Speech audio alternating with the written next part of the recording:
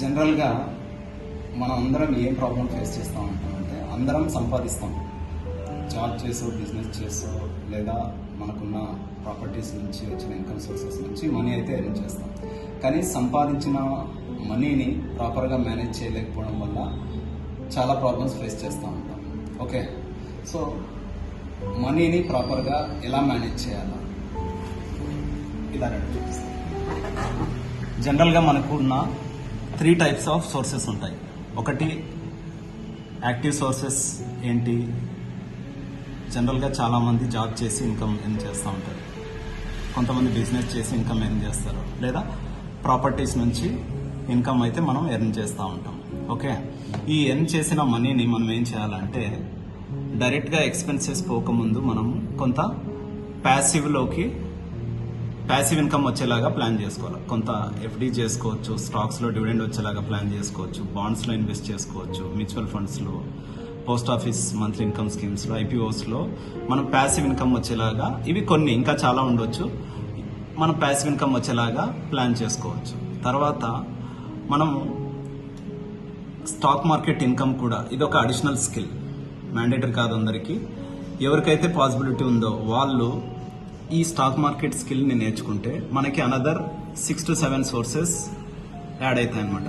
దీంట్లో ఏమేమి ఉంటాయంటే ఆల్గో ట్రేడింగ్ చేయొచ్చు, స్వింగ్ ట్రేడింగ్ చేస్తూ ఎర్న్ చేయొచ్చు, ఇంట్రాడే చేస్తూ ఎర్న్ చేయొచ్చు, స్కాల్పింగ్ చేస్తూ ఎర్న్ చేయొచ్చు, ఫ్యూచర్స్ అండ్ ఆప్షన్స్లో ఇన్వెస్ట్మెంట్ చేసి ఎర్న్ చేయొచ్చు, ఫారెక్స్లో ఇన్వెస్ట్ చేస్తూ ఎర్న్ చేయొచ్చు, క్రిప్టోస్లో ఇన్వెస్ట్ చేస్తూ ఎర్న్ చేయొచ్చు అనమాట. సో ఈ విధంగా ఈ మల్టిపుల్ ఇన్కమ్ సోర్సెస్ అనేవి మనము ఈ యాక్టివ్ సోర్సెస్ నుంచి ఎర్న్ చేస్తాం.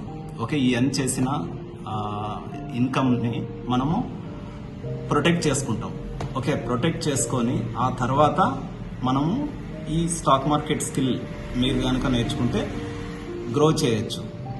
ఈ ప్యాసివ్ ఇన్కమ్ నంబర్స్ని పెంచవచ్చు, యాక్టివ్ సోర్స్ ఇన్కమ్ కూడా పెంచుకోవచ్చు అనమాట. ఓకే, సో ఈ విధంగా మనం సంపాదించిన మనీని ఫస్ట్ ప్రొటెక్ట్ చేసుకోవాలి ప్యాసివ్ ఇన్కమ్ వచ్చేలాగా. ఆ తర్వాత మీరు కనుక ఈ స్కిల్ నేర్చుకుంటే నేను అందరికీ రికమెండ్ చేస్తాను. ఒకవేళ మీకు పాసిబిలిటీ లేకపోతే కనీసం మీ ఇంట్లో ఎవరైతే యంగ్ ఏజ్లో ఉన్నారో వాళ్ళకి నేర్చుకోవడానికి ఎంకరేజ్మెంట్ ఇవ్వండి. ఓకే, ఇది నేర్చుకుంటే మొత్తం సోర్సెస్ అన్నిటినీ సెట్ చేసుకోవచ్చు అనమాట.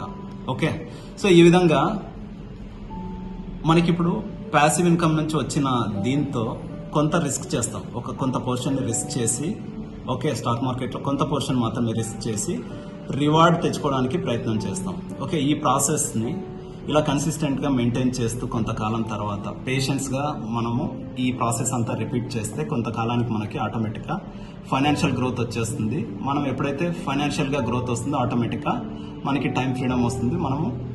మనకి కావాల్సిన టర్మ్స్ అండ్ కండిషన్స్లో మన లైఫ్ని హ్యాపీగా లీడ్ చేయగలుగుతాం. ఓకే, సో ఈ విధంగా ప్లాన్ చేసుకుంటే మనం మనీని ప్రాపర్గా మేనేజ్ చేసి ఎక్కువ ఇబ్బంది పడుకోకుండా, పోయినంత కాలం కష్టపడుకోకుండా కొంతకాలానికి హ్యాపీగా రిటైర్ అయిపోవచ్చు. ఒక 5 to 10 years కష్టపడితే చాలు, మనము 40 to 50 years కష్టపడాల్సిన అవసరం లేకుండా మనము ఎర్లీగా రిటైర్ అయిపోవచ్చు. Thank you.